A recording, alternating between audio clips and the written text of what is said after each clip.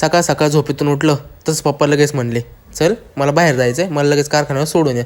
मग ठीक आहे म्हणलं, पप्पा चला सोडतो. मग पप्पांना सोडायला निघालो मी कारखान्यावर. थंडी पण चांगली वाजत होती, ऊन पडले तरी थंडी वाजत होती चांगली.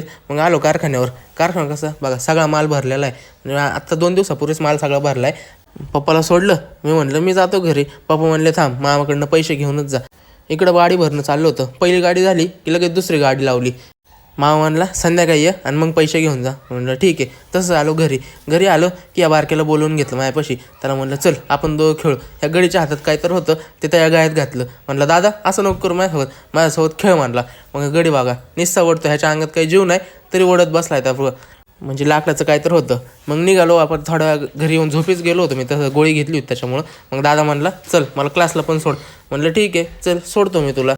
सोडायला निघालो खरं. मग गाडीत बघितलं पेट्रोलच नाही. म्हणलं दादा चल आधी पेट्रोल भरू आणि मगच तुला सोडतो. मग निघालो पेट्रोल पंपावर आलो, टाकी फुल केली आणि दादाला दिलं सोडून. मग दादाला म्हणलं आता मी कारखान्यावर चाललो आहे, मामाने बोलवलं.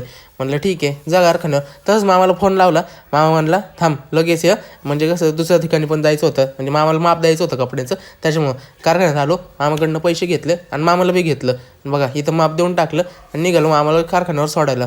मग कारखान्यावर सोडलं आणि मी आलो घराकडं आलो खरं. पण दुसरं आणखी एक महत्त्वाचं काम होतं, त्याच्यामुळे लगेच निघालो घरच्या बाहेर.